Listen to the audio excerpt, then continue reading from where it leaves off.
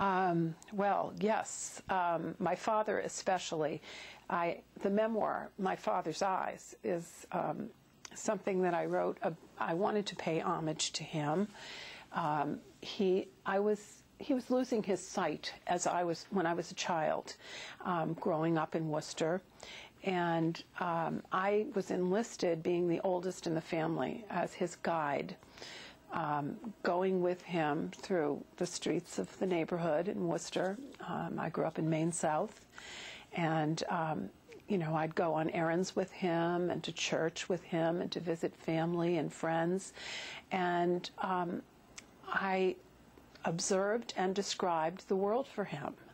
And I also became very introspective, trying to understand what it meant to me that my father was blind, what it meant to him, what it meant to our family, what it meant to the community, and what it meant to humanity, in human life, in a person's life, any person's life, the philosophical stuff. And I became very introspective as a result of thinking about these things a lot.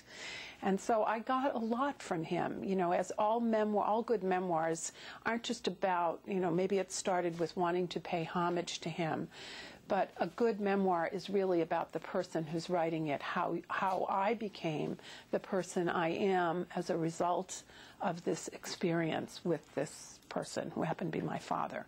And so, I guess it makes sense that I became a writer after, having these skills that are, really major in any kind of writing: observation, empathy, introspection, and learning to describe things. I had to describe things very quickly for him. And, precisely. He was very precise. He wanted to know exactly where everything was and what it looked like. And so that's, why I write about him. I mean, that's why I wrote that memoir. And I have a poem in my chapbook, Living Proof, that's a memorial poem for him called A World. And my son, I wrote about my son a lot because I spent a lot of time with him, and so I was observing him closely, and I thought there was something unique about him and our relationship, but there was also something universal as a mother, and so I think anything and everything, it really is, anyone is fair game in this business, and you shouldn't censor your subjects, and that's why I just write about what moves me, what inspires me, what interests me.